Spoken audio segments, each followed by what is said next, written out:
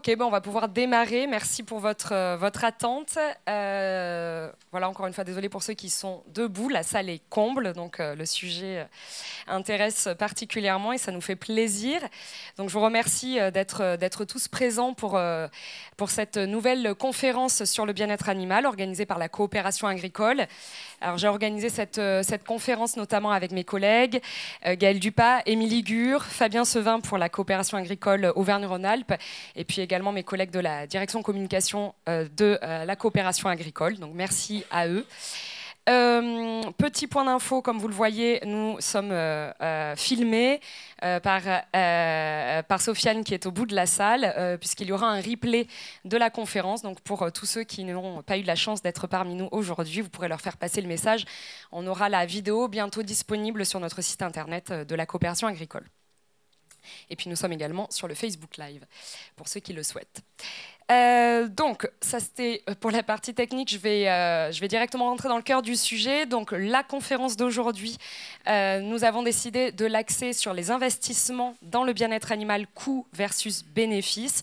Pourquoi ? Parce que, évidemment, on ne peut pas faire l'impasse du bien-être animal. C'est un sujet qui est particulièrement prégnant dans nos sociétés et de plus en plus. Et pour autant, se préoccuper du bien-être animal uniquement par le prisme du bien-être sans imaginer tout ce qu'il y a autour, sans prendre en compte tous les autres aspects, que ce soit l'environnement, le social, l'économie, ça n'aurait pas de sens. Donc on voit bien que c'est quelque chose à prendre de manière holistique. Et alors, nous, on est la fédération donc, des coopératives agricoles. Et en tant que représentants de ces coopératives, ces coopératives sont justement le lien entre d'un côté les producteurs et de l'autre côté les consommateurs. Donc, c'est la cheville ouvrière pour se préoccuper de ces transitions et de ces attentes sociétales, et en particulier du bien-être animal. Et notamment parce qu'elles ont aussi un pied dans la partie commercialisation, elles ont tout intérêt de se préoccuper du bien-être animal de façon à ce que ce soit viable, rentable pour tous les maillons de la chaîne, à tous les stades de la production, afin que chacun y trouve son compte et que ce soit bénéfique pour tout le monde. Donc voilà pourquoi nous, la coopération agricole et les coopératives que l'on représente se préoccupent énormément du bien-être animal et de ses investissements en faveur de la bientraitance. Alors pour aborder cette vaste thématique, je vais m'attacher à comprendre comment les acteurs de la filière agricole et de l'élevage justement prennent en compte et abordent la question du bien-être animal chacun de leur côté, et comment ils abordent aussi tous ces aspects qui tournent autour du bien-être animal. Et donc je vais vous les présenter les uns après les autres. Donc on va commencer notamment par l'IDEL, donc l'Institut technique de l'élevage, l'Institut technique des ruminants, qui va apporter une approche scientifique également de terrain. Donc nous avons Tanguy Morel, voilà, qui est chef de projet, oui, au sein du service capteur équipement bâtiment de l'IDEL, qui va nous parler des coûts, notamment en matière d'innovation pour le bien-être animal chez les ruminants. Et puis en deuxième partie aussi de présentation, il va prendre l'exemple de la mise en place d'aires d'exercice en bovin lait, justement. Donc on verra quels sont les coûts d'un côté, quels sont les bénéfices de tous ces investissements. Les interprofessions et les fédérations s'emparent aussi du sujet, puisqu'elles vont apporter une expertise donc, en conciliant à la fois le travail de recherche et puis l'application pratique sur le terrain par leurs adhérents. Donc on a notamment Alexandre Chedeville avec nous, qui est responsable de la commission commerce extérieur d'Interbev, qui va particulièrement aborder la question de l'export de bétail vivant vers les pays tiers notamment, et en quoi les investissements aussi pour le bien-être animal dans ce domaine vont permettre d'apporter un avantage concurrentiel pour la filière bovine française notamment. Voilà. Ensuite, on a Côme Zirnelt, qui est à sa droite pour vous, qui est actuellement responsable de la section bovine à la coopération agricole et qui, pendant 1 an, à la coopération agricole toujours, lors de son alternance, s'est intéressé justement à déployer, enfin à améliorer déjà et à déployer tout un diagnostic d'évaluation de la bientraitance des bovins et des ovins en centre de rassemblement. Et il va nous parler justement des principaux résultats de ce projet. Et puis, il est accompagné du coup de Séverine Breton, qui est directrice de l'activité ovine à la coopérative Sikarev Coop, qui va donc compléter son propos et apporter son témoignage de terrain avec une vision pragmatique. Elle nous expliquera, puisqu'elle elle a réalisé le diagnostic de bientraitance animale en centre de rassemblement sur ces sites, et elle nous dira en quoi ça a pu apporter aussi, ça a pu lui apporter des éléments pour pouvoir mettre en place un plan de progrès au sein de ces sites de rassemblement. Et puis, pour continuer avec les coopératives, on a également Jean-Paul Clerget, qui est responsable matériel d'élevage à la coopérative Fédère Élevage, et qui nous montrera que les centres de rassemblement peuvent aussi être un modèle d'innovation qui pourra servir à la fois pour les autres centres, mais aussi pour les élevages, et donc un modèle dans lequel on peut améliorer le bien-être animal et tester les innovations en faveur du bien-être pour ensuite l'appliquer plus largement. Voilà, donc avant toute chose, je vais laisser la parole à Bruno Collin, qui est éleveur de bovins viande et bovins lait dans l'Est, qui est également président de l'Union de coopératives Chloé et surtout président du pôle animal de la coopération agricole. Merci Bruno. Merci Juliette pour cette introduction. Le bien-être animal, c'est un sujet où la société, depuis plus de 10 ans, nous demande de plus en plus d'efforts à nous éleveurs, la filière dans tout son ensemble. Et pour autant, la difficulté qu'on a aujourd'hui, on essaye de regarder le bien-être animal sous tous ses angles. Et aujourd'hui, on va faire un zoom sur la problématique économique, puisqu'en fait, on est malheureusement dans des filières qui ont des contre-coups économiques. Je vous parle un peu de l'actualité, évidemment le sanitaire.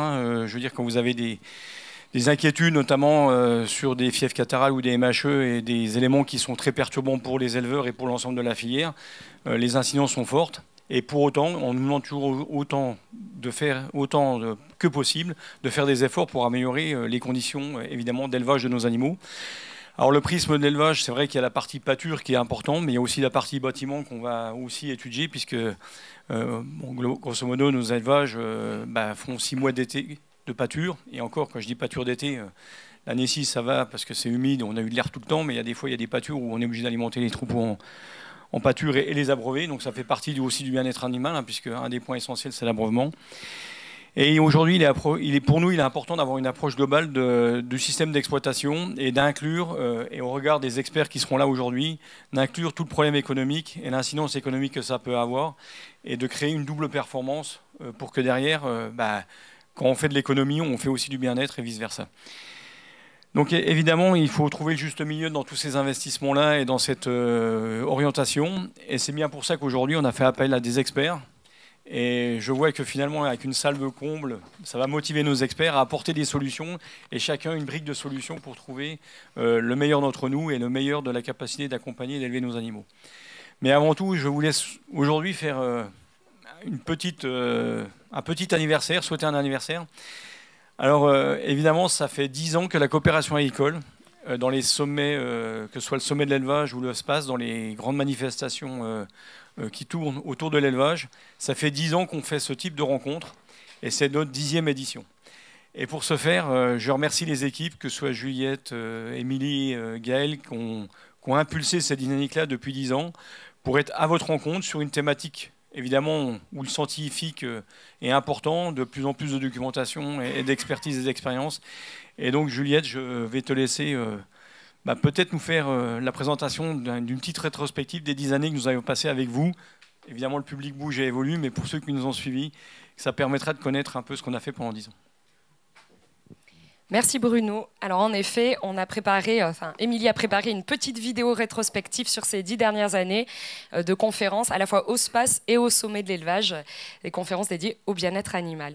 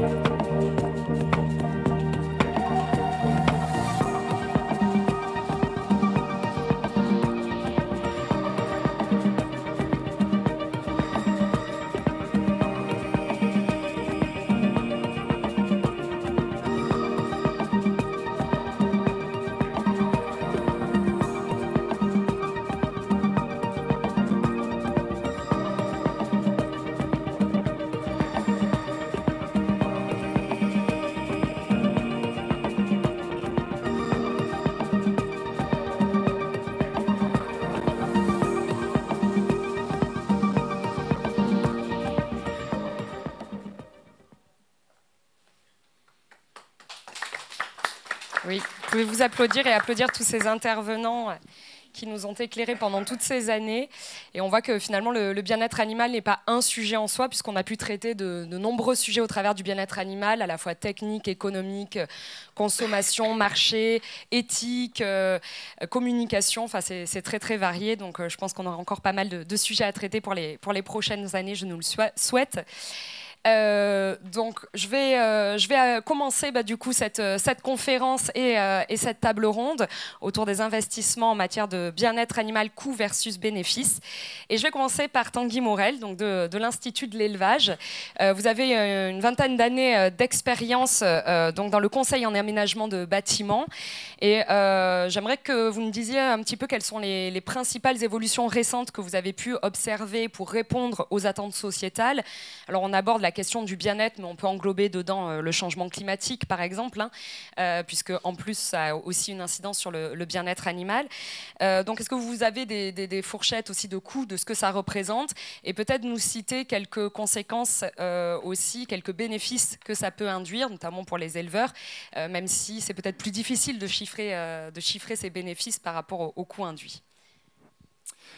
Oui, merci Juliette. Bonjour à toutes et à tous. Donc Tanguy Morel, Institut d'élevage, dans le service capteur équipement bâtiment. Donc je m'occupe principalement du logement des bovins, plutôt bovins-lait, de la gestion des déjections et puis du séchage en grange. Donc en effet, comme Juliette l'a dit, le bien-être animal il est poussé actuellement par deux grandes tendances qui sont la pression sociétale qui est de plus en plus forte et le changement climatique par le stress thermique qui joue forcément sur le bien-être animal. Donc par ces deux grandes tendances, nos bâtiments évoluent. Et donc qui dit évoluer, l'évolution dit aussi coût. Donc l'idée c'est de vous énumérer quelques innovations. Alors le terme innovation est un peu fort, peut-être plutôt évolution.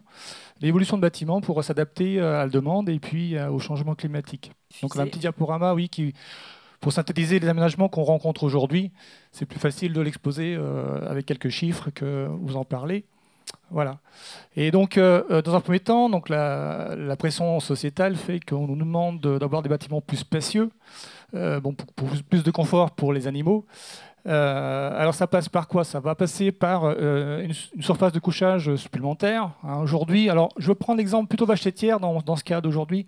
Après, si vous avez des questions, on pourra discuter sur d'autres productions. En vache laitière, aujourd'hui, en système RPI avec une RDR6, on est aux alentours de 7 mètres carrés de couchage par bête. Et pour avoir un aspect sanitaire aussi qui soit meilleur, mais aussi pour répondre un peu à la société, on demande de monter à 8 mètres carrés. Donc ça fait 1 mètre carré de plus par vache. Vous allez dire c'est pas beaucoup. Et ben ça fait quand même 120 € d'investissement supplémentaire au moment d'investir dans le bâtiment. Donc c'est un bâtiment qui est plus profond, donc ça a un coût. On nous demande aussi d'avoir des RDR6. Donc je ne vais pas m'attarder ici parce que je vais revenir dessus après, mais ça va de 0 jusqu'à 1 000 € par vache, ça, quand il faut rajouter vraiment une véritable RDR6. Donc ça, je vais le développer dans le deuxième temps. Ça passe aussi par, quand qui dit plus de surface, plus d'air de vie, c'est aussi faire des aménagements pour avoir moins de stress au niveau à l'auge notamment. Donc ça veut dire plus de place.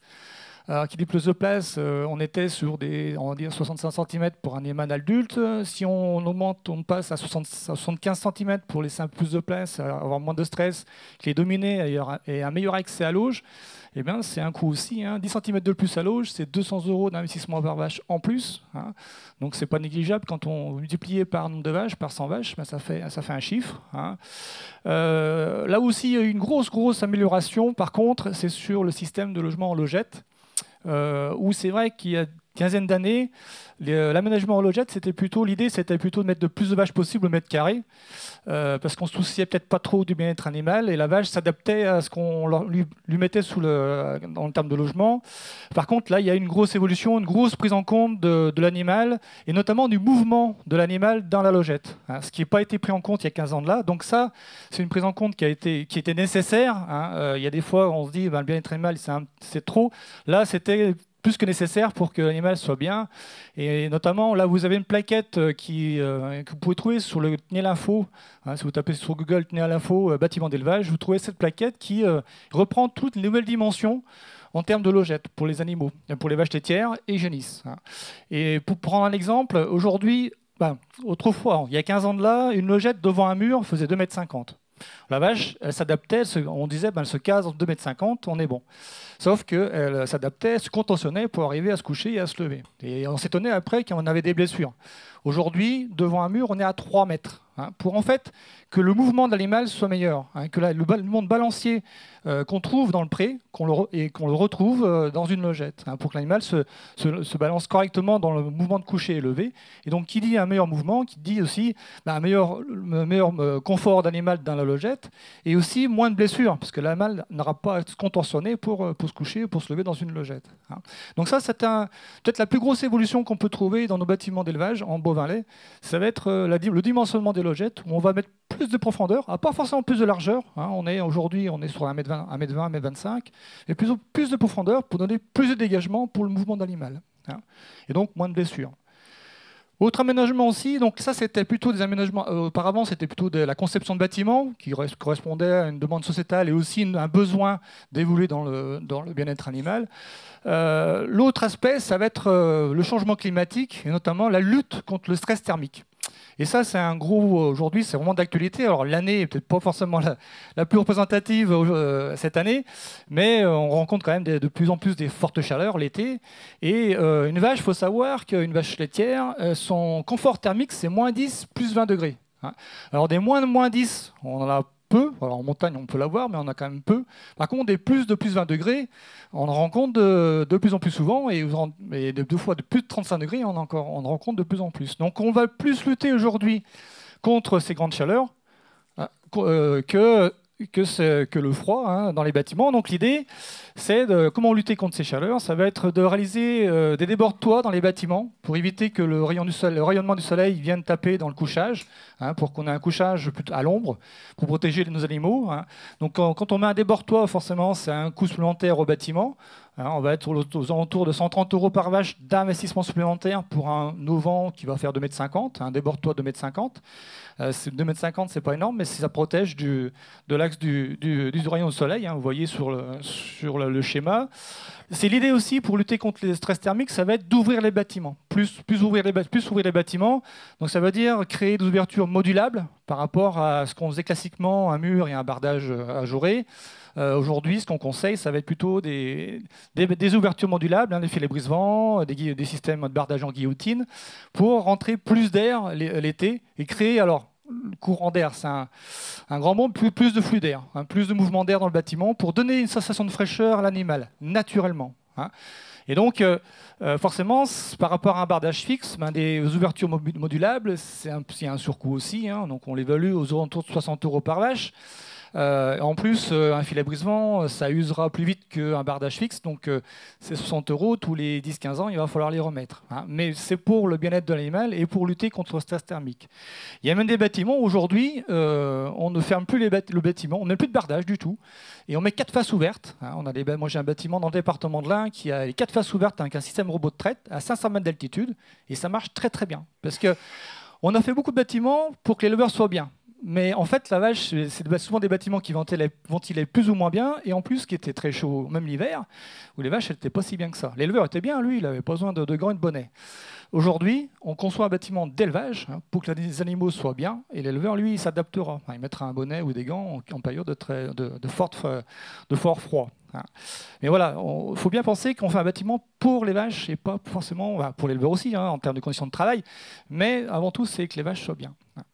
Autre chose aussi, autre aménagement possible dans les bâtiments, ça va être isoler la toiture. Alors, le terme isolé, c'est pas une isolation thermique où on fait 10-15 cm d'isolation, ça va être du 4 cm, mettons, de panneaux sandwich en toiture. L'idée, c'est pas d'isoler, c'est plutôt de couper le pont thermique et surtout de couper le rayonnement l'été. C'est pas pour isoler l'hiver, on s'en fout d'isoler un bâtiment l'hiver, c'est pas le but. Ça peut couper le pont thermique, en termes de... Quand on a un gel-dégel, ça limitera la condensation, mais surtout, ça va couper le rayonnement par la toiture en été. Donc c'est un intérêt, et d'autant plus si le bâtiment est bas, on aura un intérêt plus fort d'isoler le bâtiment. Par contre, c'est un coût qui est énorme. On est autour de 400 € par vache d'investissement supplémentaire si on veut isoler le bâtiment l'été. Ce qui n'est pas là, par contre, on est sur une grosse somme. Autre aménagement, alors plus simplement, et là, par contre, on a un petit retour en arrière par rapport au bien-être animal. Il y a 6-7 ans d'ici, On serait rencontrés, on aurait dit, mais, éclairez les bâtiments de manière naturelle, mettez des transits en toiture. Mettez 10-12% de transits en toiture pour amener de la lumière. Alors aujourd'hui, on a changé notre fusil d'épaule et on réduit la surface le pourcentage de transits en toiture parce qu'on se rend compte que l'été, ça fait un effet de serre. Et on a tout l'inverse de ce qu'on cherche. Et donc aujourd'hui, on limite à 6-8% de transits en toiture. Et l'idée, c'est de ramener plus de lumière naturelle par les côtés, par les bardages. Alors, vous allez me dire, oui, mais quand on a un bâtiment existant, comment on peut faire pour réduire ce rayonnement par les translucides? On a des astuces. Là, c'est un exemple. Ça coûte pas cher, ça peut rapporter gros, comme dirait l'autre. C'est juste une peinture de serre qu'on va mettre. Alors, les stéristes mettent la peinture sur la serre pour limiter le rayonnement l'été et la peinture disparaît au l'automne et lavée par la pluie. Dans l'idée ici, sur un bâtiment d'élevage, on va plutôt peindre le transit par-dessous. Comme ça va durer plus longtemps. Donc tous les 3-4 ans, il faudra le refaire, mais on ne le fera pas tous les ans. Et donc c'est une façon d'améliorer le bâtiment par rapport au rayonnement thermique, oui, avec un système qui est plutôt relativement simple à mettre en place. Sachant qu'on travaille quand même à hauteur, donc voilà, il y a quand même des conditions de travail, d'exécution auxquelles il faut faire attention quand même. Autre chose aussi, toujours par rapport au stress thermique, c'est aussi d'augmenter la place à l'abreuvoir. Traditionnellement, on se dit, pour une vache laitière, il faut à peu près 6 cm d'accès à l'abreuvoir pour qu'elle ait un accès suffisant à l'eau. Une vache, en hiver, elle va boire entre 50 et 70 litres d'eau par jour. Par contre, en été, quand il fait très chaud, elle peut monter à 150 litres d'eau. Et donc, on se rend compte que si on laisse que 6 cm d'accès à l'abreuvoir, elle n'aura pas le temps où la concurrence va être là, ce qui fait qu'il faut augmenter cette place à l'abreuvoir. Et donc, l'idée, c'est de monter de 6 cm à 10 cm de place à l'abreuvoir. Et donc, ces 4 cm de plus, vous allez me dire, c'est pas grand-chose, mais c'est un coût quand même. On est aux alentours de 40 € par vache, de coûts supplémentaires d'investissement pour que la vache ait un meilleur accès à l'eau. Autre aménagement, alors ça c'est plus secondaire. Tous les aménagements que je vous ai cités auparavant par rapport au stress thermique, c'est l'aménagement par rapport à la ventilation naturelle pour lutter contre le stress thermique. Donc l'idée c'est d'ouvrir un maximum le bâtiment. Et quand les bâtiments c'est pas évident à les ouvrir ou sont trop bas, manque de volume, alors l'idée qu'on peut avoir, c'est d'investir dans des ventilateurs. Mais c'est vraiment en deuxième intention. Beaucoup d'éleveurs vont tout de suite, ils disent chaleur, paf, on met des ventilateurs. Mais ventiler de l'air humide et chaud, ça ne sert pas à grand-chose. Donc, il vaut mieux déjà commencer par essayer d'ouvrir les bâtiments. Et après, si ça ne suffit pas, on va investir dans des ventilateurs. Par contre, là, vous voyez, les investissements, ce n'est plus les mêmes. On est alors, simple ventilateur mécanique, on va être entre 40 et 80 € par vache, mais par an. Parce que là, ça inclut l'investissement, mais aussi des coûts de fonctionnement. Dès qu'on commence à mettre de la mécanique, forcément, ça va consommer. Et autre système aussi qui aujourd'hui commence à voir le jour, je ne parle pas de brumisation parce que l'efficacité est moyenne, mais on parle plus de douchage. Douchage, c'est qu'on va vraiment mouiller les vaches, et derrière, on mouille la vache et on s'est suivi par une forte ventilation pour assécher l'animal directement. Et donc, comme la ventilation va brûler des calories, ça va rafraîchir l'animal naturellement et ça va donner une sensation de fraîcheur. Donc, le douchage est intéressant. Par contre, vous voyez aussi qu'en termes d'investissement, c'est entre 80 et 130 € par vache par an, parce que forcément, il y a l'investissement et du coût de fonctionnement. Donc c'est pour ça que ces deux aménagements, ça aide au bien-être animal, mais c'est un coût et ça sera toujours en seconde intention. Alors, tout ça, c'est bien. Alors, avant d'arriver aux bénéfices, je reviendrai après. Tout ceci, on peut aussi rajouter enrichir le milieu pour le bien-être animal. Par contre, là, on se pose des questions sur le retour sur investissement. Ça va être quoi l'enrichissement? Ça va être des brosses. Là, par contre, dès qu'on met une brosse, on voit qu'elle est très sollicitée. Donc, en termes de bien-être, on peut dire que c'est très bien. Est-ce que ça fait plus de lait parce qu'on a mis une brosse? Je ne suis pas certain. On a des études pour l'instant qui n'ont pas forcément prouvé. Par contre, d'autres enrichissements du milieu peuvent être intéressants. Ça va être notamment de mettre des arbres ou arbustes en bordure du bâtiment, qui peut nous protéger justement par rapport à l'ensoleillement. Donc plutôt des arbres que des haies, parce que les arbres ont la partie feuillue sur une partie haute, et dessous par contre, ne vont pas couper la ventilation du bâtiment. Donc il vaut mieux avoir des arbres que des haies.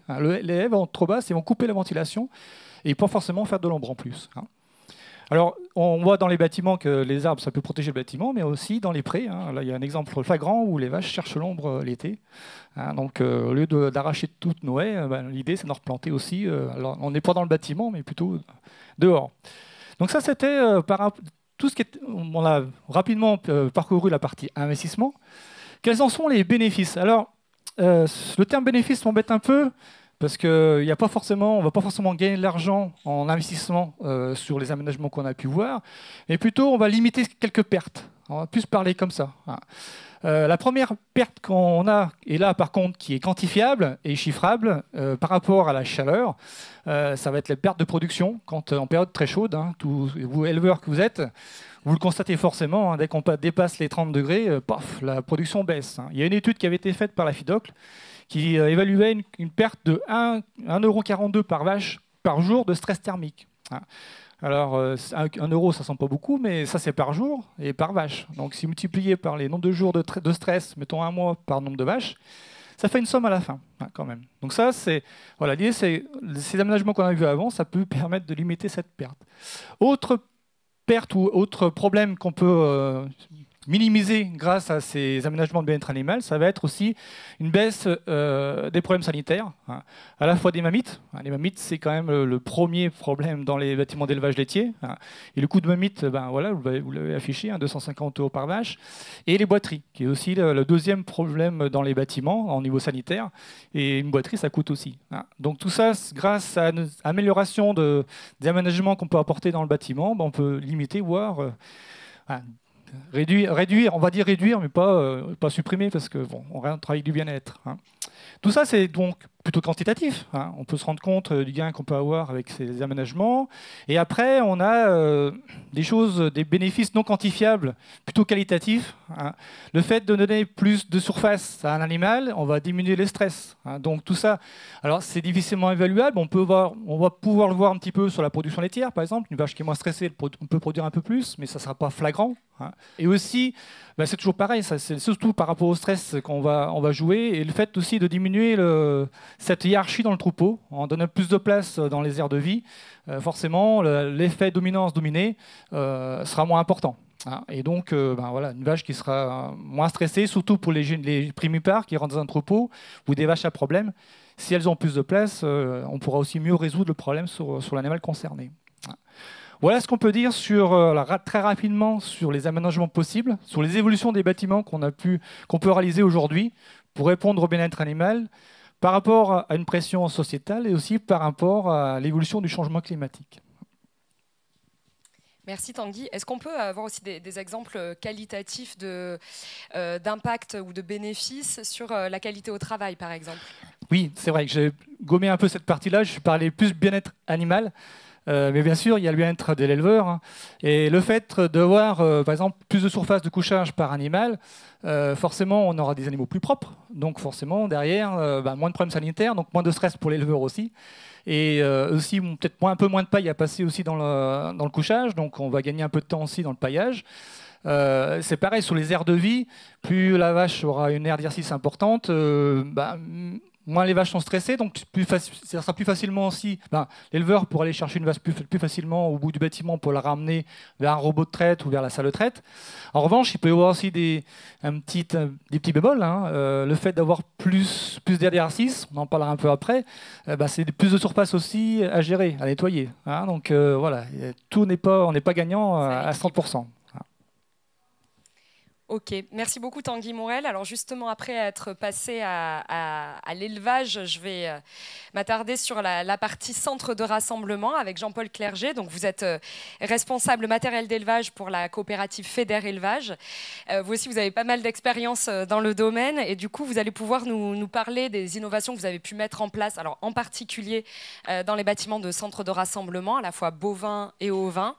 Et puis, comme vous avez participé à la création aussi de nombreux documents de recommandations, si vous avez quelques petites recommandations à nous faire ou justement des alertes à faire pour éviter certaines erreurs suite à votre expérience. Bonjour à tous. Le niveau du groupe Fédère, donc on a investi dans 2 centres de tri d'allottement il y a depuis quelques années, ces dernières années. Un en bovin basé à Vénaré-les-Laux, Mont-Côte d'Or, et un en ovin avec une partie engraissement d'agneaux et de brebis à Mont-Solémine dans le Saône-et-Loire. Pour tenir compte du bien-être animal, c'était aussi augmenter le confort des animaux. On a remplacé dans pour ces deux sites, c'était des anciens bâtiments. Il y en avait qui étaient en bâtiment pierre pour les moutons, et puis en bovin, c'était un bâtiment qui datait des années 60. Donc on a complètement changé l'équipement. Donc, et aujourd'hui, le problème, c'est qu'au niveau des animaux, quand ils arrivent de nos centres, ils arrivent avec des camions. Ils ont voyagé quelques heures déjà, et ils arrivent dans un endroit, un environnement qu'ils ne connaissent pas du tout. Donc, il y a quelques points qu'il a fallu travailler. Donc, c'est déjà la première chose, c'est le quai de chargement.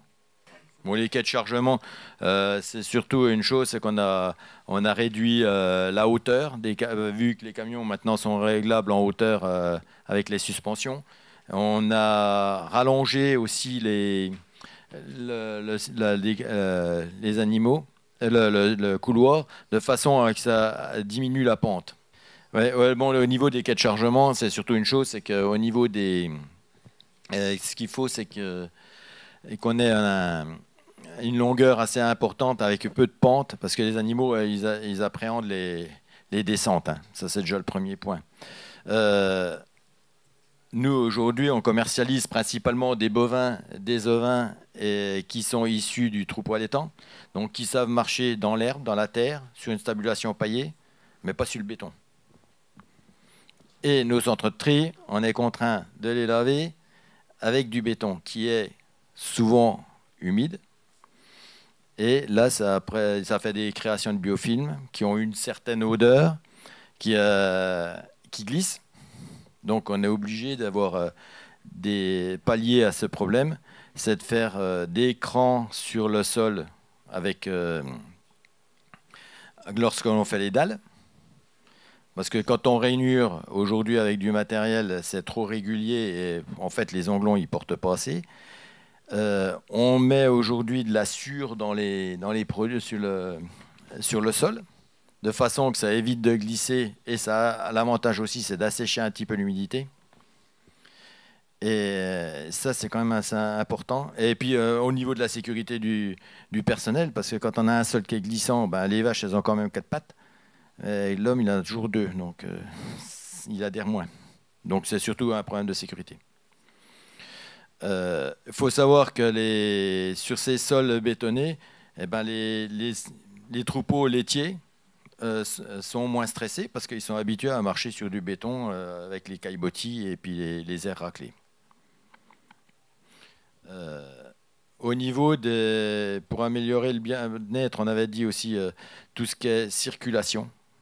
Parce que c'est vrai que les animaux, quand ils découvrent qu'ils arrivent dans un endroit, il faut pas qu'il y ait d'espace, il faut que ça soit assez fluide. Parce que c'est vrai que si ça avance pas, ça énerve aussi le personnel. Et des fois, c'est un peu tendu. Au niveau donc les freins, les premiers freins dans les centres de tri, c'est donc les aires de récupération d'eau, les regards, les flux de lumière trop intenses, tout ce qui est grille. Donc ça, les animaux, ils voient et ils s'arrêtent. Donc, après, toutes les parois, on les fait aussi de façon un peu homogène. Et au niveau des parois, il faut que ça soit au moins la vue qui soit masquée. Il faut qu'ils voient au-dessus, qu'ils voient qu'il y a de l'espace quand même, parce que ça les fait avancer, l'espace. Mais il faut quand même bien voir ce truc-là. Au niveau du centre de tri, c'est dommage, c'est qu'on ne peut pas bloquer. Mais bon, ça, c'est un quai d'embarquement. Là, c'est le bardage, je vous en parlerai plus tard. On a fait des parois. Le cercle, là, vous avez un cercle au niveau des agneaux, des moutons et des bovins. Donc, pour les moutons, on a équipé sur la bergerie 2 cercles. Un qui va recevoir tous les quais de chargement des animaux et pouvoir les orienter. Et après, on a un deuxième cercle qui va nous orienter les animaux soit sur 2 couloirs de contention différents, un étroit, un large, et sur l'accès pour stocker les animaux. Il faut savoir que ces cercles permettent un mouvement, que ce soit un bovin ou un mouton, c'est pareil, ça avance toujours, ça tourne mieux.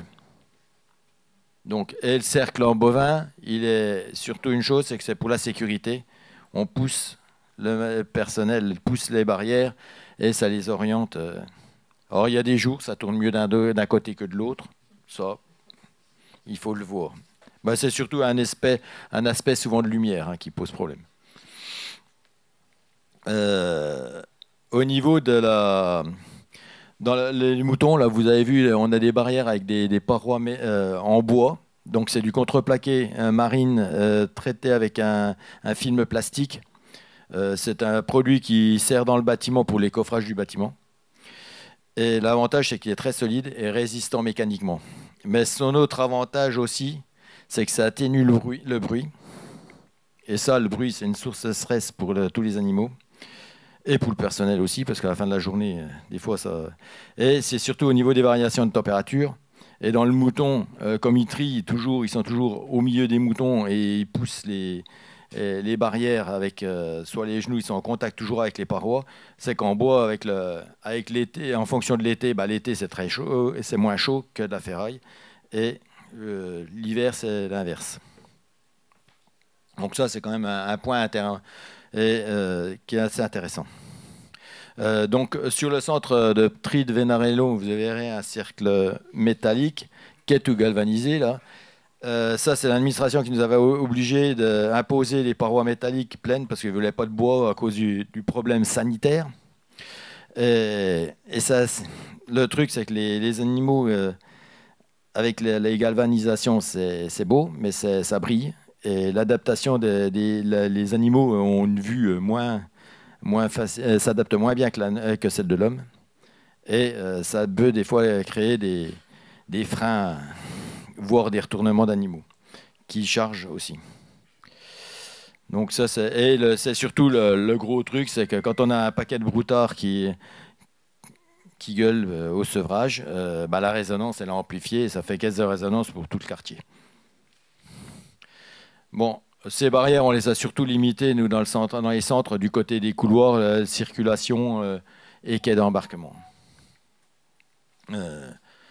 Bon, après, au niveau du bien-être, c'est surtout au niveau du stockage des animaux après, c'est qu'on a multiplié les tailles de parcs de stockage qui sont plus ou moins grandes et modulables, avec surpaille ou sur. Ça dépend des équipements. C'est surtout une chose, c'est que quand on stocke les animaux, il vaut mieux pour qu'ils soient moins stressés, c'est qu'ils restent issus de l'élevage au plus tard possible dans la même case. Sinon, après, on a des problèmes de dominance des animaux et il y a toujours des bagarres et c'est aussi quelques kilos qui partent. Dans le cadre de ce bâtiment, on a fait des verrous automatiques c'est un produit qu'on a fait avec le constructeur. Un truc spécifique. Je ne sais pas si on la voit, la photo. Et les portes se ferment automatiquement, à distance. Donc, on ferme, on pousse la porte, elle se referme. Quand on ouvre la porte, c'est pareil, elle se raccroche directement de l'autre côté pour fermer le couloir. Ce qui permet d'éviter d'être un peu plus loin que les animaux. Et autre chose, c'est qu'au niveau de la sécurité, le personnel, il sait que la porte elle est fermée, ça fait des pas au moins. Au niveau donc ça, c'est un des produits. Après, on a fait... après, le point le plus important, c'est l'alimentation. Alors là, on voit souvent des économies. Les comptables nous disent « Attention, ça coûte trop cher », mais c'est le point qui est le plus important. Il faut que les bêtes aient de l'aliment qui soit appétant.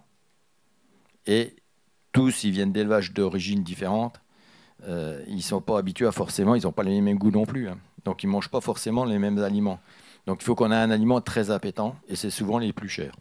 Savoir qu'un animal qui ne mange pas dans un centre de tri, entre son entrée et sa sortie, c'est un coût entre 20 et 30 euros de manque à gagner ou de charge.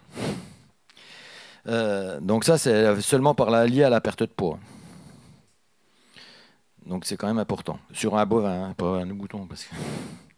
Bon, l'ensemble des cases, elles sont équipées aussi d'abreuvoirs. Et on a développé des abreuvoirs avec des gros volumes et des débits importants. En bovin, on est sur 120 litres, une capacité de 120 litres, 120 litres avec 60 litres des débits minutes.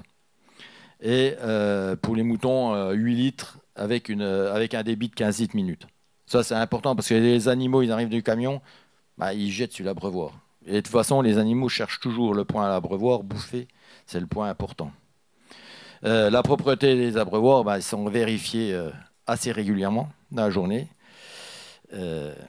Après, sur la qualité des aliments, bon, je vous avais dit qu'ils étaient focusés à pétant, mais aussi, il faut qu'ils distribuent. On ne met pas une botte de foin comme ça en vrac, il faut qu'ils puissent le prendre facilement. Donc c'est pour ça qu'on a accentué des râteliers où on démêle les fourrages, de façon qu'ils puissent aller le prendre. Parce que si vous avez un mauvais foin ou un foin qui est dur à prendre, ben, ils n'ont pas le temps de le faire. Il ne reste pas longtemps non plus dans la stabule. Donc il faut qu'il soit démêlé. Donc on a et la distribution de concentré, parce que le but c'est quand même qu'ils ruminent après et qu'ils aient le ventre plein pour partir. Quand ils repartent sur l'Italie ou sur les engraisseurs, ça fait moins de casse à l'arrivée. Ça, c'est un point important. Et cette alimentation, bah, quand ils ont le ventre plein, de toute façon, ils sont beaucoup plus calmes. Et les nourrisseurs, donc pour les moutons, on les a remplis avec des chaînes, une chaîne automatique et le foin est déroulé avec une pailleuse. Et sur le centre de bovins, les nourrisseurs sont remplis avec un chargeur et puis un big bag qu'on vide régulièrement. Mais c'est des grosses capacités, hein, ils font 4 mètres cubes. Donc on ne les charge pas tous les jours. Et au niveau du foin, il y a une pailleuse suspendue, que vous avez vu, qui sert aussi pour le paillage des stabulations. Bon, l'objectif de la pailleuse suspendue, c'était de réduire les couloirs d'alimentation. Et donc des mouvements qu'il fallait remonter les animaux qui remontent une marche, qui redescendent. Et puis au niveau de la longueur des couloirs de circulation pour les ramener directement sur les stockages. Parce qu'il faut savoir que de toute façon, un lot d'animaux qui arrive, on le bouge 3 fois en général avant qu'il soit expédié. Et à chaque fois, il y a 3 passages pour le personnel pour les ramener, ouvrir, faire lamer la porte et revenir. Donc ça, c'est important. L'autre point important, c'est la ventilation des bâtiments. Alors là, moi, je prône plutôt la ventilation naturelle, parce que dès qu'on a des ventilateurs dans un bâtiment, bah, ça fait le bruit. Pour le personnel, il faut y penser. À un moment, des broutards plus ça, c'est un peu dur. Donc les bâtiments, c'est bardage ajouré sur les 4 faces du bâtiment, avec le maximum de hauteur, et l'ouverture au faîtage. Et le but, c'est d'évacuer l'humidité puis tout ce qui est gaz, ce qu'on connaît déjà dans les bâtiments d'élevage. Bon, le bardage à bois, bon, on en voit, ils sont sur bardage bois ajouré, à claire-voie, posé en claire-voie. Bon, pourquoi ? Parce que c'est déjà plus isolant, et ça coupe la chaleur, ça diffuse moins les problèmes de rayons de soleil et de chauffage. De toute façon, c'est pareil. Tout à l'heure, Tanguy parlait des bovins qui souffrent après 20 degrés. Mais quand il fait 25 ou 30 degrés dans un centre de tri, ben, les bovins ne veulent pas bouger, les moutons non plus, mais le personnel pas trop non plus. Donc ça, il faut quand même bien y penser. Et ça, c'est important de voir. La lumière naturelle aussi. Donc la lumière naturelle, on l'a prônée. C'est des translucides perforés qui est au niveau de produit, c'est que ça limite l'effet de serre et ça a un rôle de filet brise-vent. Et ça devient rigide, c'est rigide, donc ça se monte pas trop mal. Et il faut savoir qu'aujourd'hui, il va y avoir un produit qui va aussi réorienter surtout au niveau du certains translucides et vont réorienter les rayons du soleil pour ne pas faire un halo de lumière. Donc ça, c'est pour le fêtage, on le voit, on a fait une ventilation naturelle. Donc là, on a alterné bois et puis panneaux translucides perforés dans tous ces bâtiments. Les portes s'ouvrent aussi sur le côté pour l'été quand on crée un espèce de courant d'air. Et bon, après, on a aussi dans les structures, pour limiter, il faut limiter les murs de béton. Parce que le béton, ça stocke la chaleur, c'est pas isolant, et c'est une catastrophe. Et donc, autrement, dans le but, Montfeder, on a fait depuis quelques années pour réduire l'impact carbone de la structure. Donc, on a développé des panneaux photovoltaïques sur les bâtiments. Et entre autres, sur le centre de tri et d'engraissement d'Auvin, Mosson-les-Mines, le personnel nous a dit qu'ils étaient meilleurs sous la partie du bâtiment qui était en photovoltaïque que par rapport à l'autre partie qui n'y était pas. Donc aujourd'hui, c'est vrai que c'est une chose qu'il faut qu'on améliore. On pourrait mettre des panneaux photovoltaïques sur toute la surface des bâtiments. Ils produiraient autant de courant d'un côté ou que de l'autre. Et ça fait la partie isolant qui, en fait, réduit le coût. Pas besoin de mettre un isolant. Mais c'est seulement la lame d'air entre le panneau solaire et puis la tôle dessous qui permet de protéger, de réduire l'impact direct des rayons du soleil sur le... Moi, j'ai une chose aussi, c'est qu'on a tendance, on parle de bâtiments photovoltaïques, les bâtiments monopentes, avec peu de hauteur d'un côté, et puis où des fois même le matériel des tracteurs ne passe pas dessous, et les grandes hauteurs de l'autre, faut laisser tomber.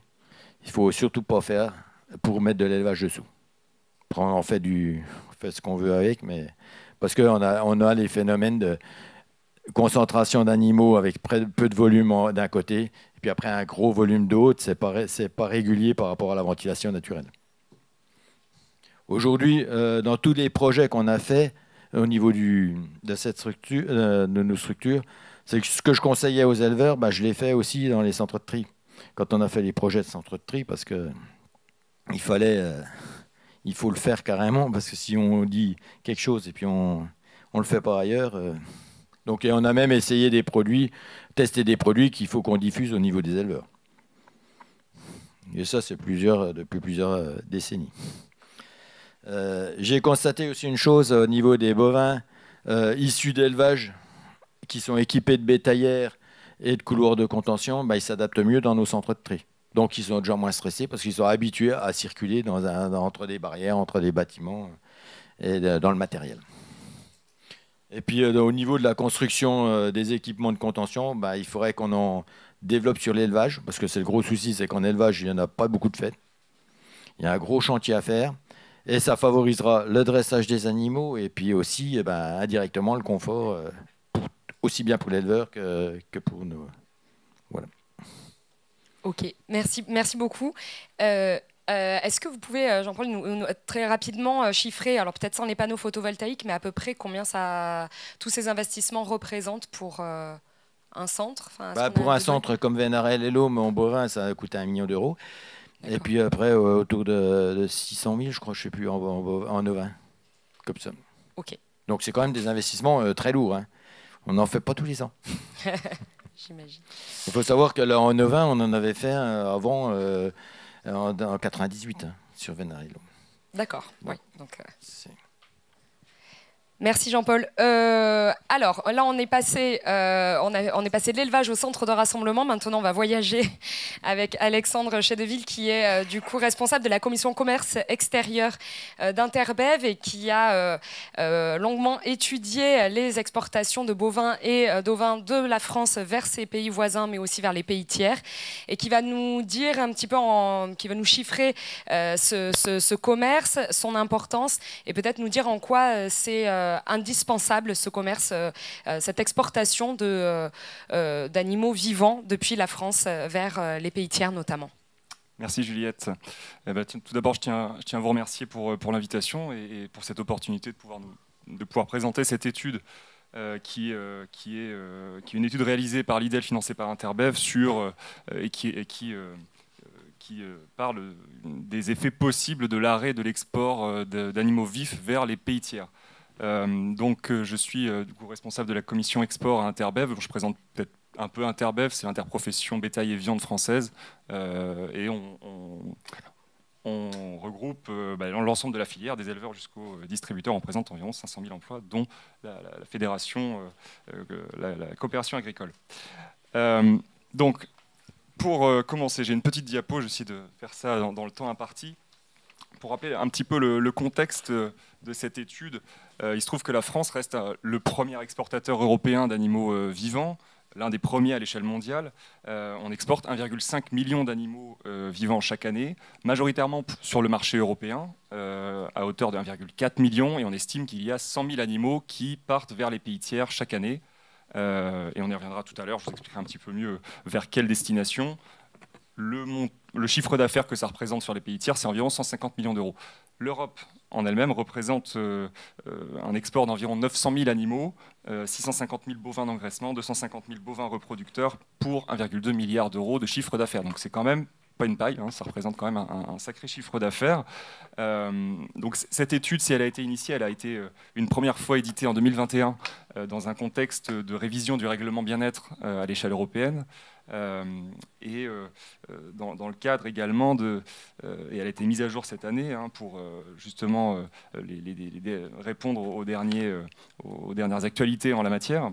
Et on a récemment eu, comme vous le savez sûrement, un pays, notamment l'Allemagne, qui a de son côté interdit l'export d'animaux vers les pays tiers. Donc nous, évidemment, on s'inquiète à ce que la Commission puisse prendre des mesures de cet ordre-là et que le gouvernement français puisse suivre l'exemple allemand. Parce qu'il y a d'autant plus d'effets côté français, étant donné que l'Allemagne reste un faible exportateur vers les pays tiers. Donc voilà, l'objectif de l'étude, comme je le rappelle sur la présentation, c'est d'estimer les impacts commerciaux et économiques, directs et indirects, d'une interdiction des exports vers les pays tiers.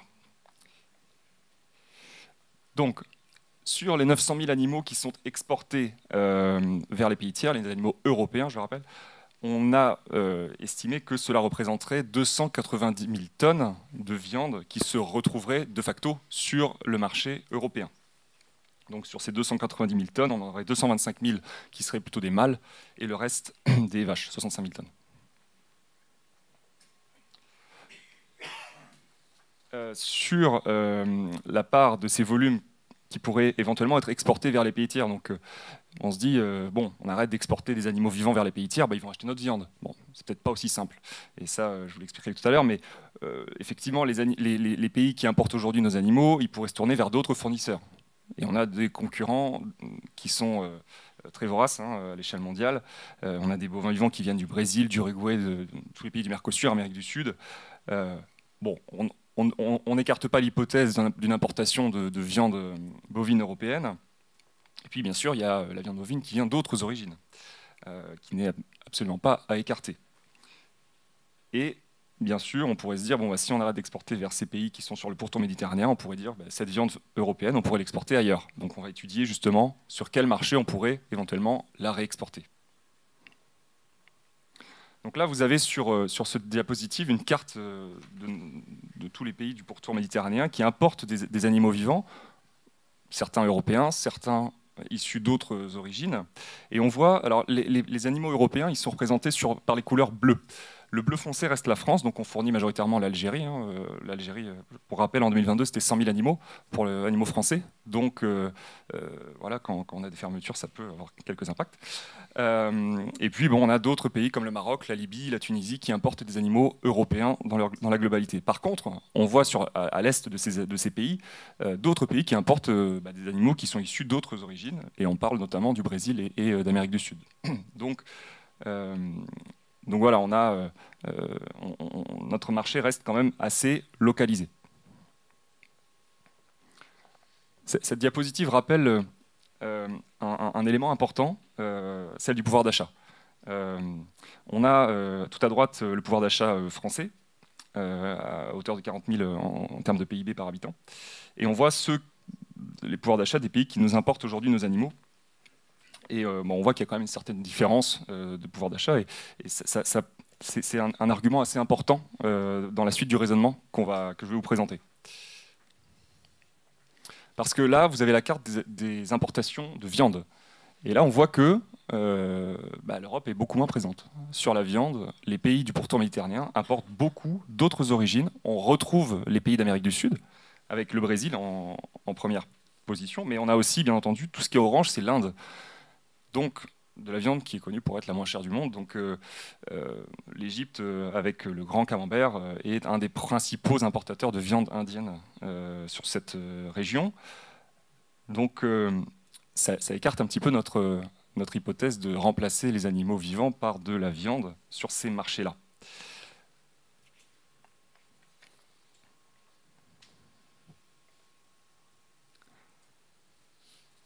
Alors, donc là, je vous ai remis justement les pays vers lesquels on exporte. On retrouve les mêmes couleurs, hein, en bleu les origines européennes et le reste étant des origines non UE.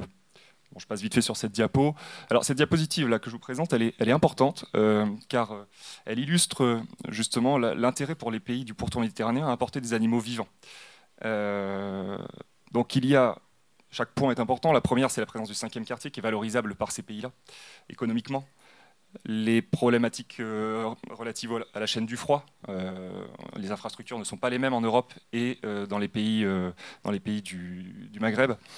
On a culturellement un abattage local qui rassure et une communication qui peut se faire sur la fraîcheur de la viande avec du coup une communication autour de la viande locale.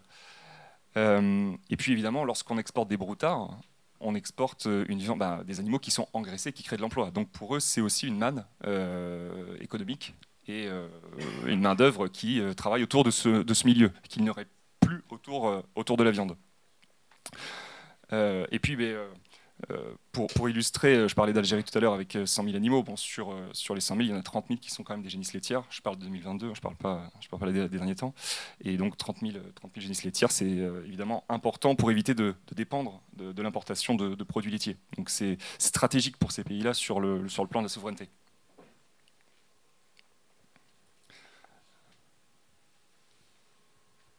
Alors sur les opportunités d'autres zones, alors quelques zones sont citées, mais ça reste quand même relativement faible. Si on parle d'Amérique du Nord, évidemment, ce sont des pays qui exportent de la viande vers le reste du monde. Le CETA peut en témoigner.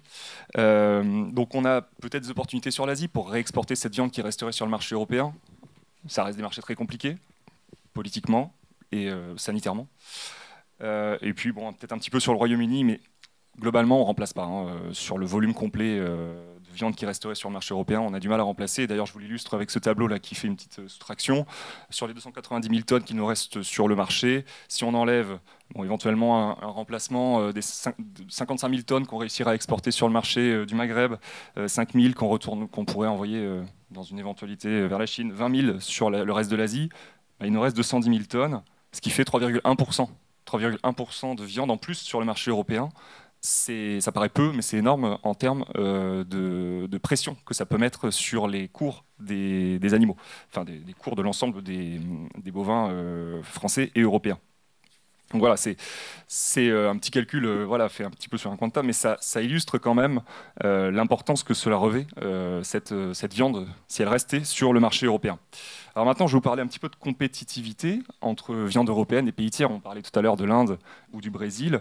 Bon, voilà, on a quelques chiffres qui nous donnent quelques indices sur les coûts de production entre la viande européenne et les pays tiers. Donc là, je vous ai pris l'exemple de l'Amérique du Sud et en l'occurrence du Brésil, qui est le pays qui exporte le plus de viande à l'échelle mondiale. Donc on estime qu'il y a une différence de 2,3 € par kilo de coût de production. C'est une étude qui a 10 ans, donc c'était une étude qui avait été réalisée par la DGPE à l'époque, mais les chiffres sont peut-être un petit peu différents, mais l'écart reste le même. Les ouvertures et fermetures, comme je vous disais, l'export est intimement lié, on va dire, à la diplomatie. On a des ouvertures et des fermetures assez régulières de certains marchés, et on a souhaité vous illustrer justement la fermeture d'un marché, en l'occurrence c'était le marché algérien l'année dernière. Et vous voyez sur la courbe bleue la cotation du charolais en 2023, du charolais U 450 kg. Et on voit qu'au mois d'août, on a une annonce d'ouverture de quarantaine, donc c'est-à-dire une réouverture du marché algérien qui était imminente. On voit que le cours suit une hausse de plusieurs centimes.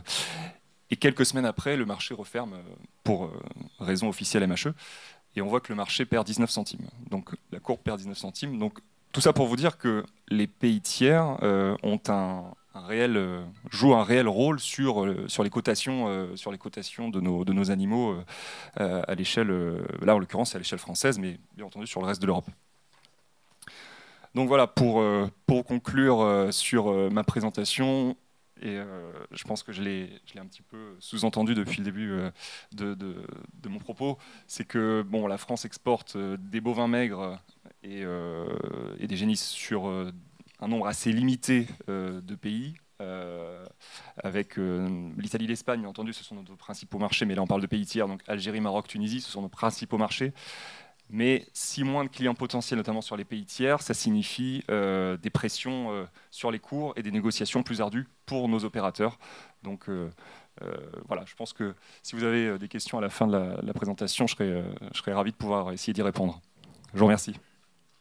Merci Alexandre. Alors on a vu l'importance cruciale que revêt l'exportation de bovins vivants depuis la France, notamment vers les pays tiers. Mais alors en quoi est-ce que la France peut garder un avantage compétitif dans cette exportation, et est-ce que les investissements en matière de bien-être animal lors du transport peuvent contribuer à maintenir ou à développer cet avantage compétitif de la France sur son marché ? Très bonne question, Juliette. Je vais essayer d'y répondre. Alors tout d'abord, j'ai préparé, grâce à Lucie et Laurent qui sont dans la salle pour la CEPAB, qui m'ont envoyé une petite vidéo que je souhaiterais vous mettre en direct afin d'illustrer un peu le propos. C'est une vidéo qui montre un petit peu comment les animaux les conditions d'export d'animaux vers les pays tiers. Globalement, les équipements les investissements qui ont été faits ces dernières années autour du transport et du bien-être animal dans les transports, qu'ils soient en Europe comme vers les pays tiers, ils ont été nombreux. Et aujourd'hui, on a déjà un règlement qui est le règlement 2005 sur le bien-être animal à l'échelle européenne et qui régit beaucoup de règles sur le bien-être et notamment dans les transports, avec des durées de transport qui sont très précises et qui sont respectées, avec des carnets de route qui sont par les transporteurs qui sont également respectés et validés par les services sanitaires.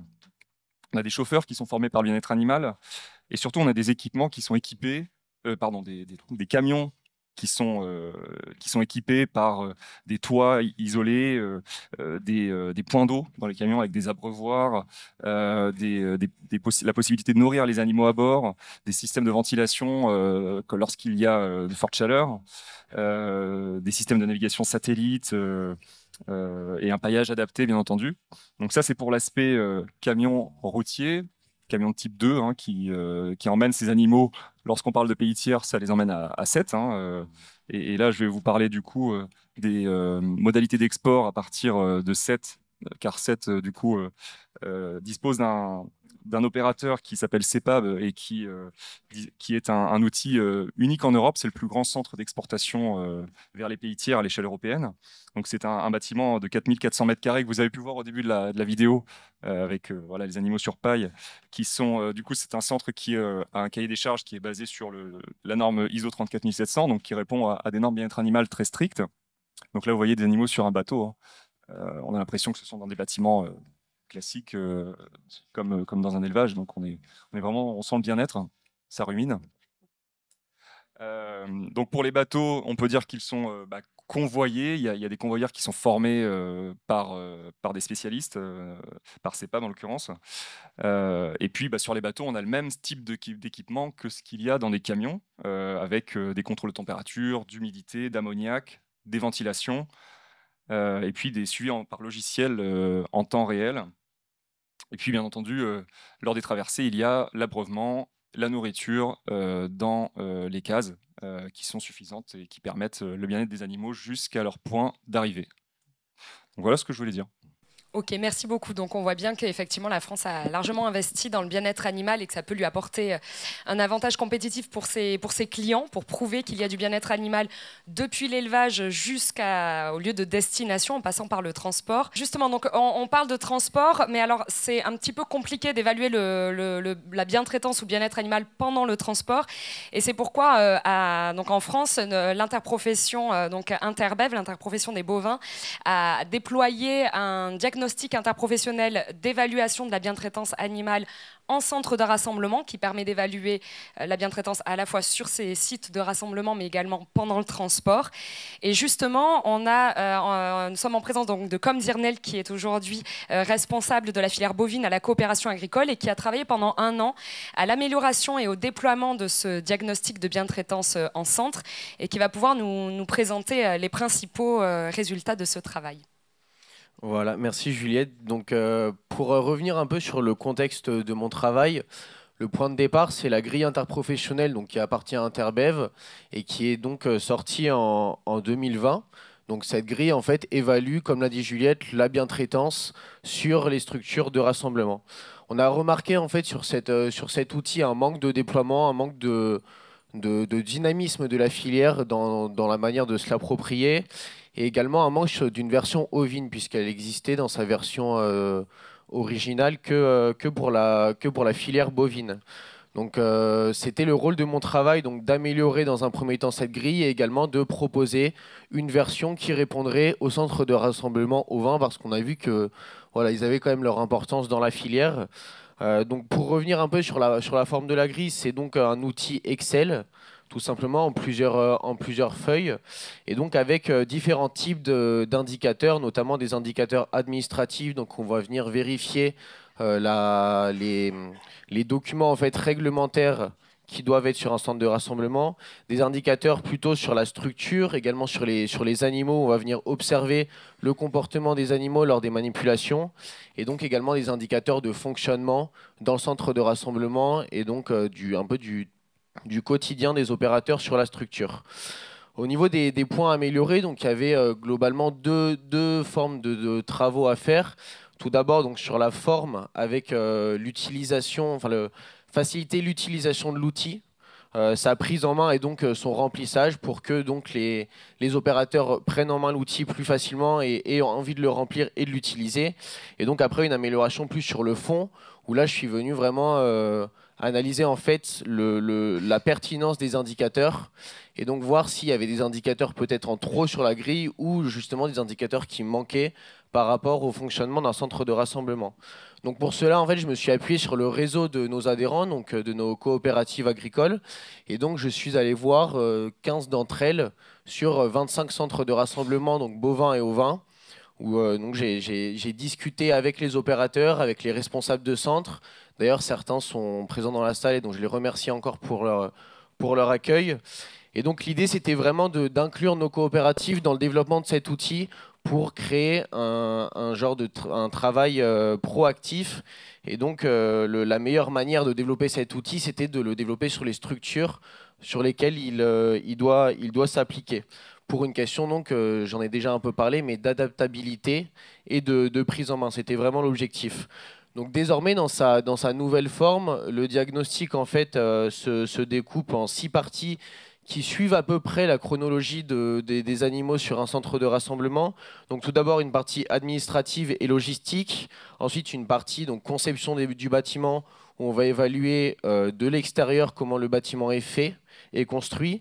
Ensuite donc, les équipements de transport, donc là on va venir directement regarder les camions et toute ce qu'on appelle la flotte de la coopérative ou de l'opérateur. On va ensuite regarder la zone de chargement et de déchargement. Donc on a un peu parlé tout à l'heure, mais il s'agit donc des quais.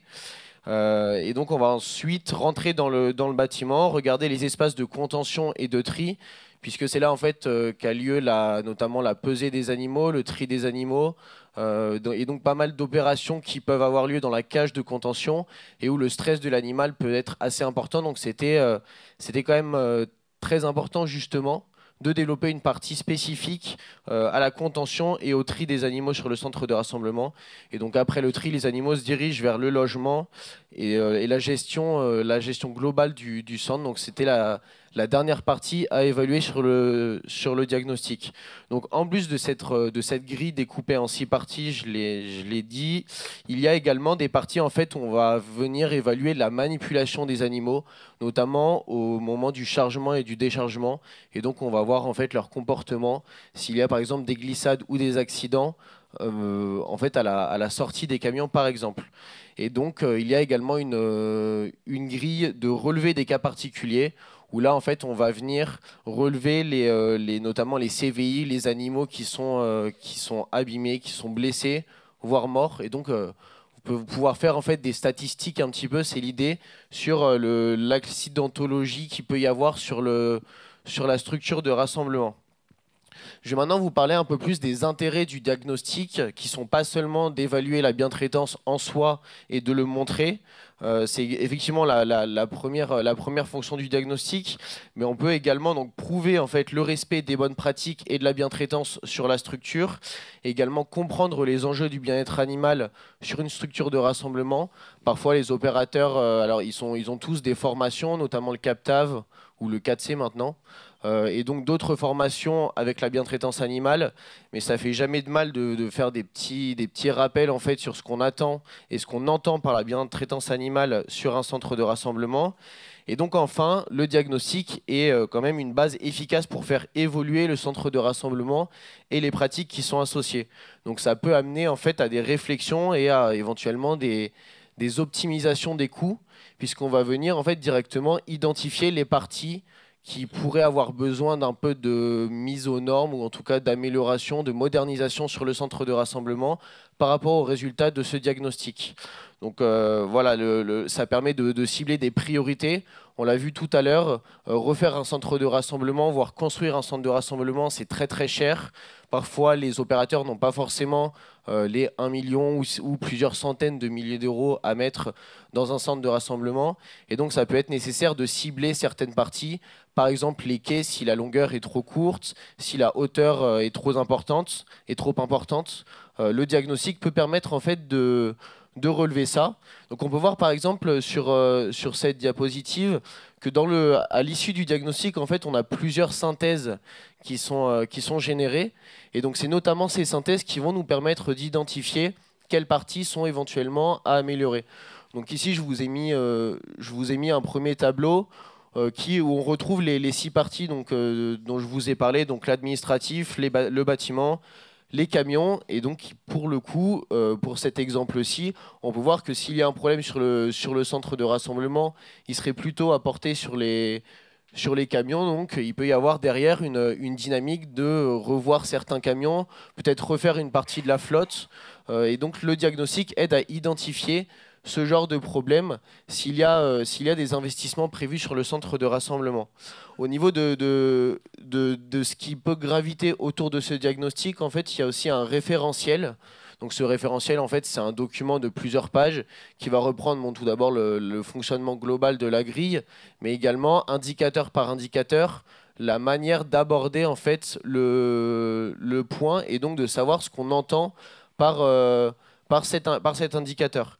Et donc, l'avantage de ce référentiel, c'est qu'il peut aussi permettre de comprendre, de faire certains rappels réglementaires, de comprendre encore une fois les enjeux du bien-être animal et de la bientraitance sur un centre de rassemblement, et même parfois de donner des pistes d'amélioration, puisqu'il rappelle en fait les dimensions, par exemple, adéquates en fait, qui peuvent être à prévoir sur un centre de rassemblement, par exemple sur des barrières, sur les quais, ou toute autre chose en termes de structure on parle plutôt là du coup de la structure du centre de rassemblement.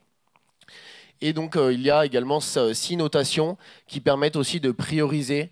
Donc ça va du non acquis jusqu'à l'acquis plus quand on va dépasser en fait la demande.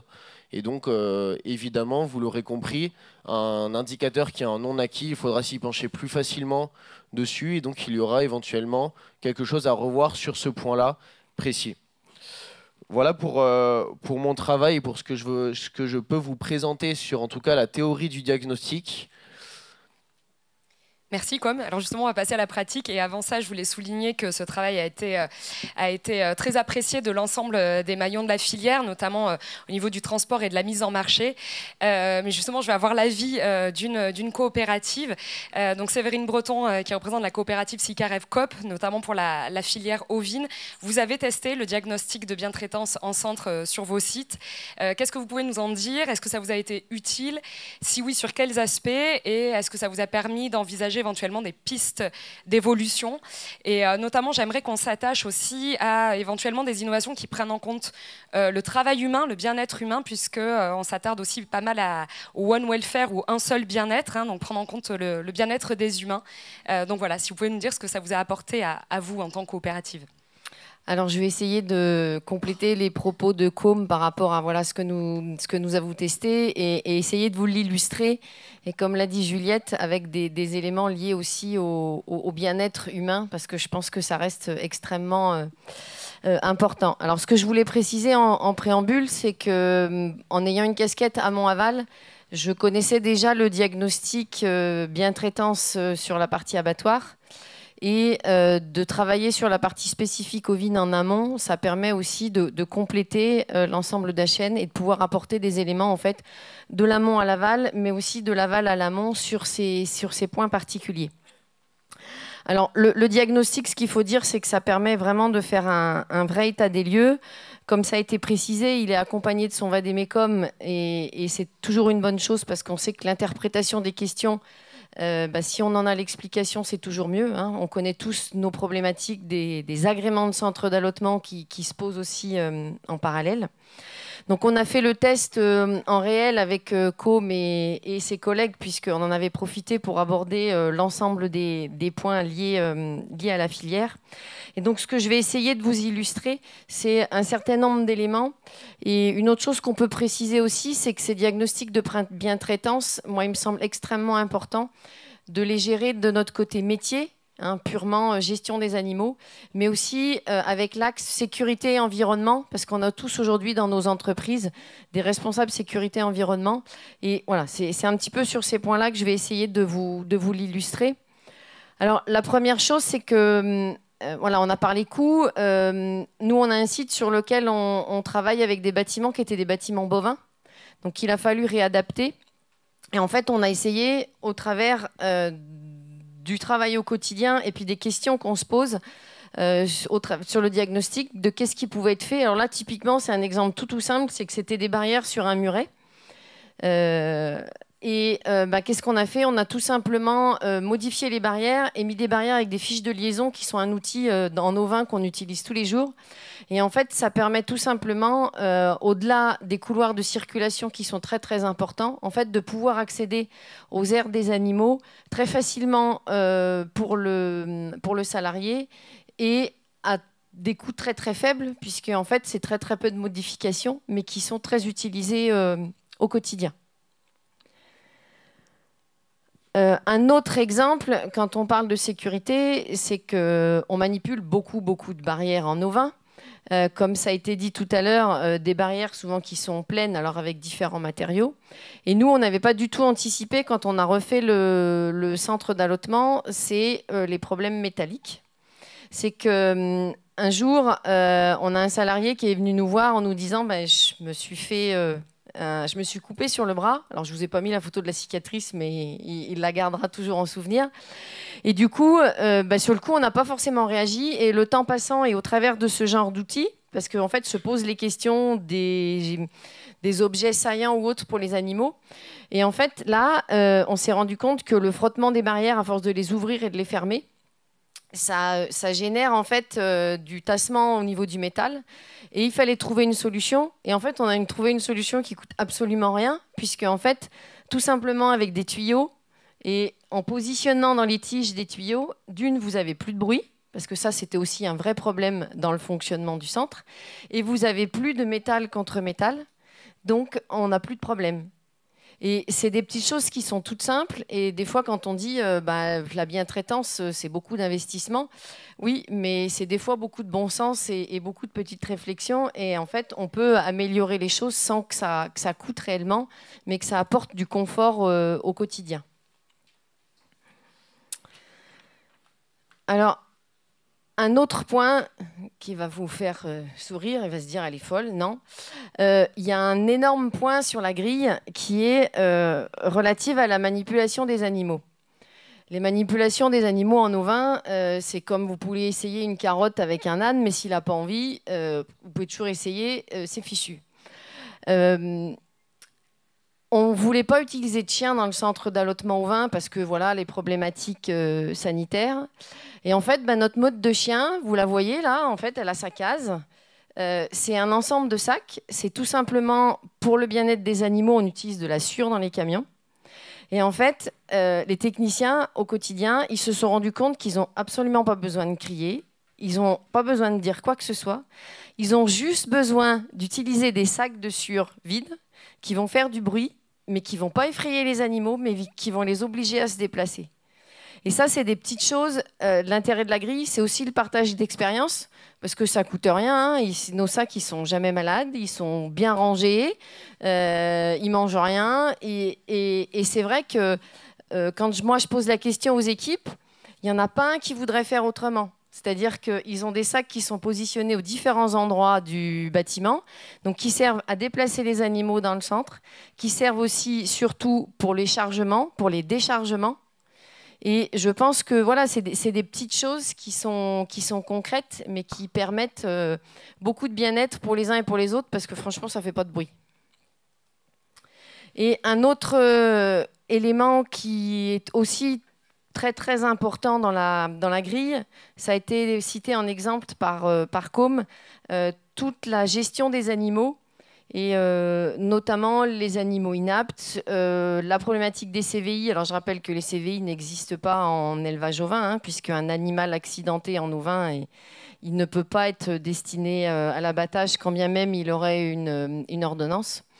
Et donc il me semblait important de rappeler que dans le cadre de la filière ovine, on travaille justement sur cette gestion des cas particuliers et de la prise en charge des animaux dans les centres d'allottement. Hein, puisque malheureusement, on peut avoir des accidents de transport. On a des animaux qui, dans certaines catégories, si je prends les brebis, vont très très bien supporter un premier transport, mais on va avoir beaucoup plus de mal sur un deuxième transport. Et on est obligé de les prendre en charge. Donc voilà, rappelez qu'il y a un travail. Alors c'est un dossier confidentiel, mais toutes les familles ici présentes dans la salle, voilà, y travaillent. Mais je pense que c'est très important parce que aussi pour la prise en charge de l'animal, mais aussi pour la prise en compte du travail de nos équipes qui sont dans les centres d'allottement et qui doivent savoir comment réagir et comment traiter un animal qui peut être dit en souffrance.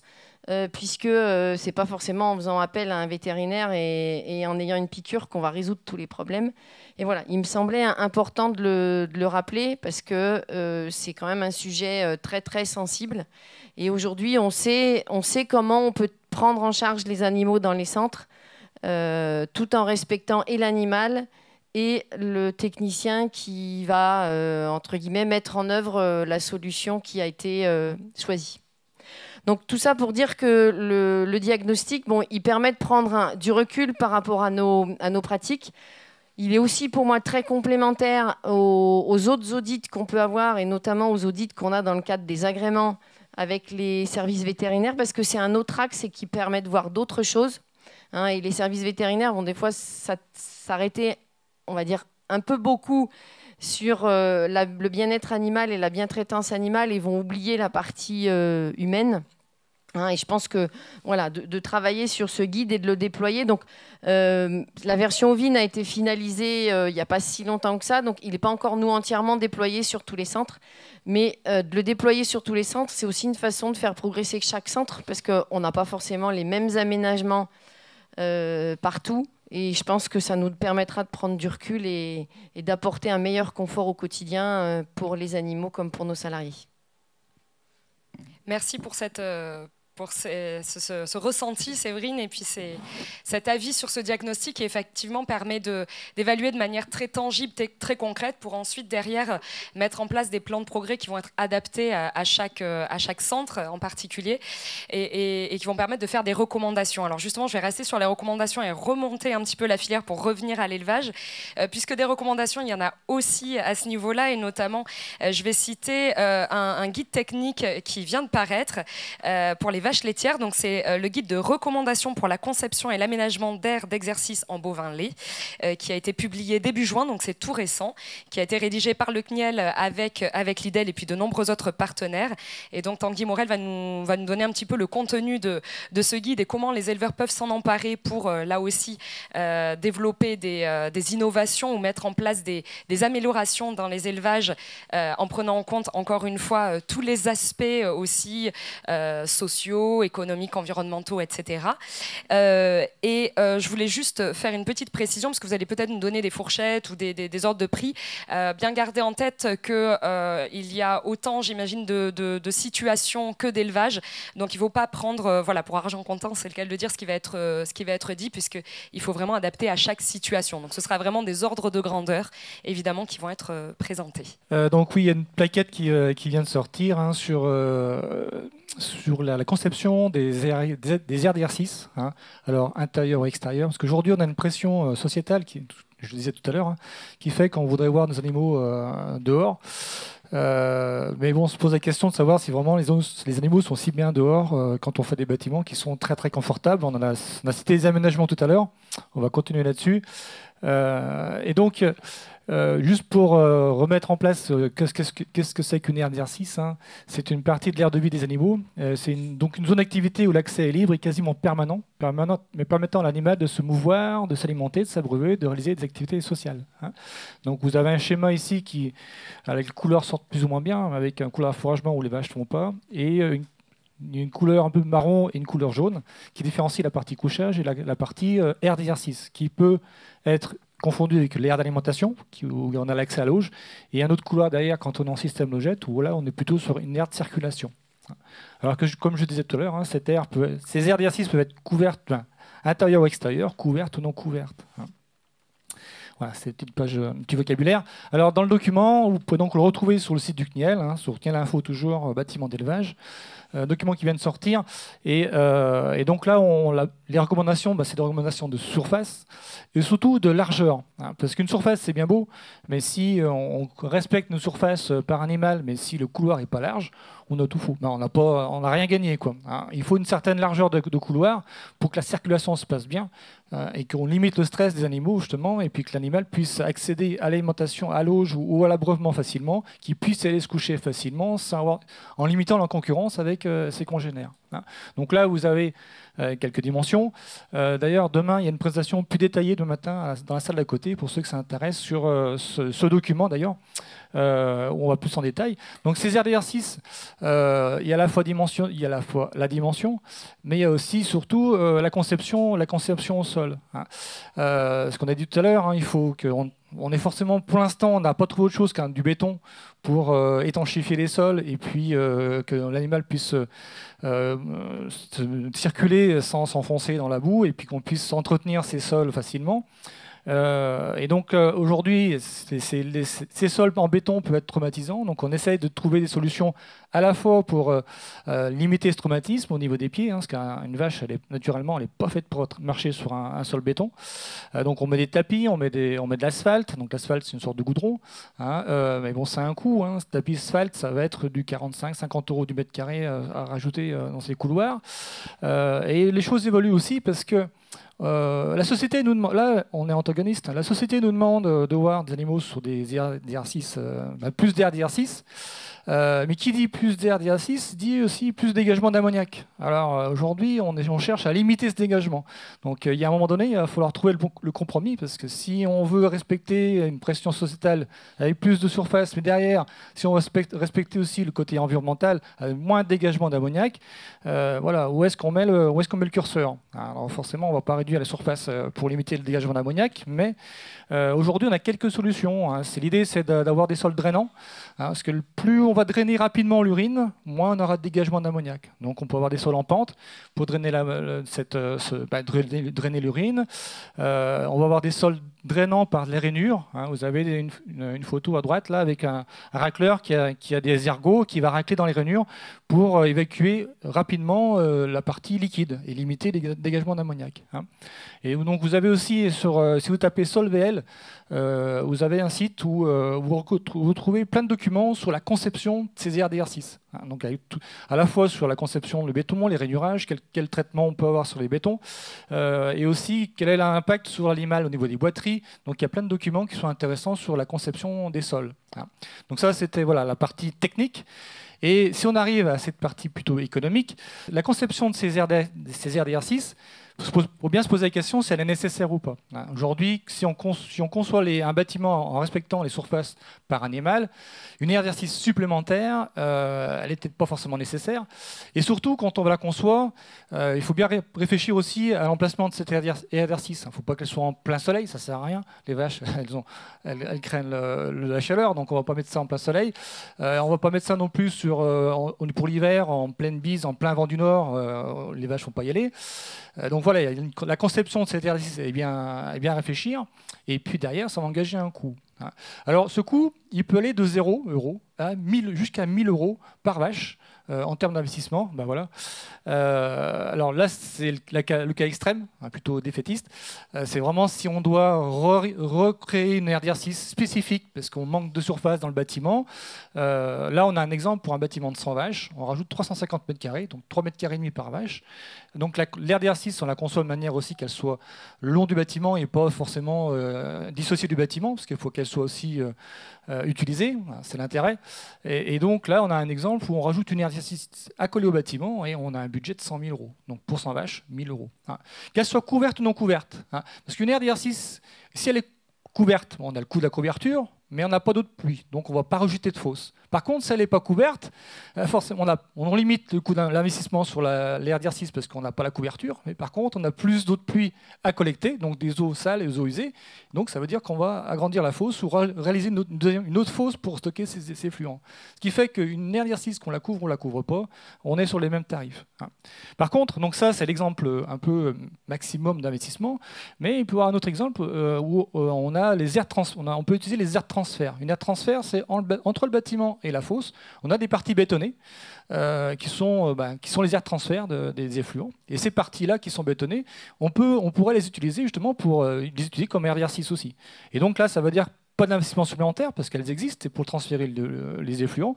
Et la couverte, même si on ne la couvre pas, ces aires de transfert, on collecte déjà les pluies. Donc toute la partie collecte des effluents est déjà calculée dans la fosse. Hein. Donc ça veut dire que ces aires-là, elles sont, entre guillemets, ne demandent pas d'investissement et peut donner un petit avantage, soulager le bâtiment et permettre aux vaches de pouvoir sortir.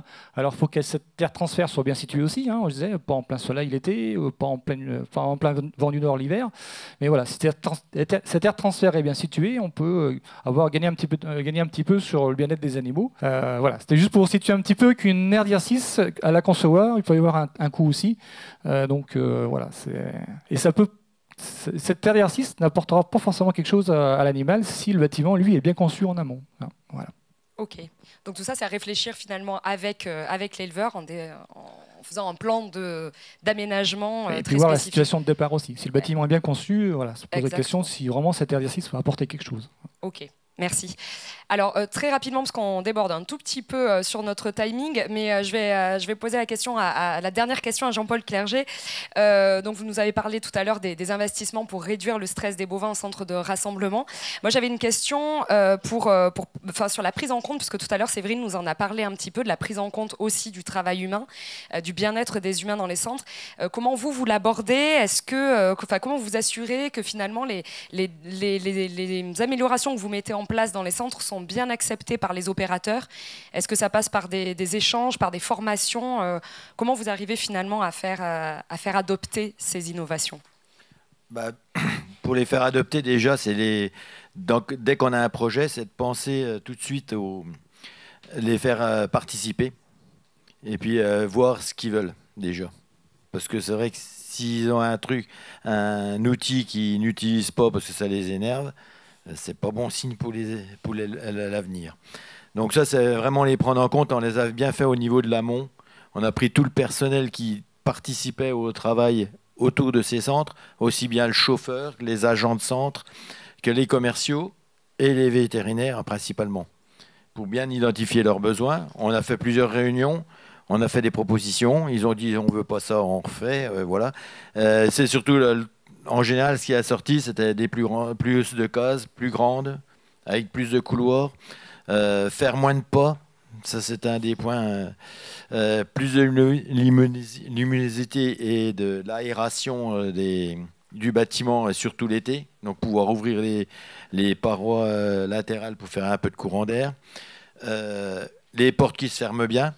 Parce que ça, c'était aussi c'est stressant quand il faut aller et qui a moins de blessures aussi. Et puis, et mécaniser tout ce qui était alimentation et paillage. En fait, bon, c'est vrai que les conditions de travail, si elles sont améliorées, c'est aussi bon pour les animaux. Il faut bien le dire. Après, tous les agents de centre de FEDER et avec certains agents de nos clients en aval, ils ont suivi une formation bien-être animal organisée par l'Institut de l'élevage. Okay. Après, aujourd'hui, récemment, on a refait depuis 2 ans, après quelques années de fonctionnement sur le centre de Vénaré-les-Laumes, le personnel a échangé l'expérience qu'ils avaient dans le cadre de la réflexion sur les contentions des animaux dans le cadre du projet Bovadapt. Donc ça, ils ont bien travaillé. Ça les a remis un petit coup de voir qu'ils travaillaient quand même pas trop mal. Et puis, aussi une chose, c'est que la nouvelle génération sont quand même plus sensibles aux questions du bien-être animal. Et ils sont recrutés aussi avec un niveau supérieur par rapport à il y a quelques décennies. Et puis là, aujourd'hui, avec la segmentation du marché, qui a quand même un tri important, il faut que le personnel soit trie les animaux, donc connaissent bien les animaux, soit bien organisé. Et ça permet aussi, ça limite le stress. Et quand les hommes sont stressés, les animaux sont systématiquement stressés parce qu'ils sont plus sensibles que nous et reçoivent. Et puis j'ai aussi une autre chose. On s'est aperçu que depuis qu'on a dans les agents de centre des femmes qui viennent intervenir, les animaux sont plus calmes. Et c'est évident. C'est important de le souligner. Voilà. Merci. Merci beaucoup Jean-Paul. Alors justement, je vais rebondir sur ce que vous avez dit. Vous avez parlé du projet Bovadapt.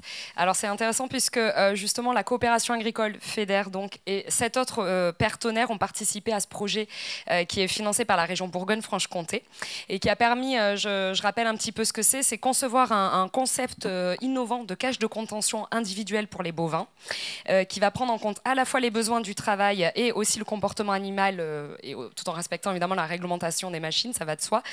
Donc ce concept, le Bovadapt, ça repose, je lis un peu mes notes pour être sûr de rien oublier, mais c'est un dispositif interne mobile qui permet une immobilisation de l'animal à la fois par l'avant, par l'arrière et sur les côtés, donc de manière un petit peu plus naturelle, entre guillemets.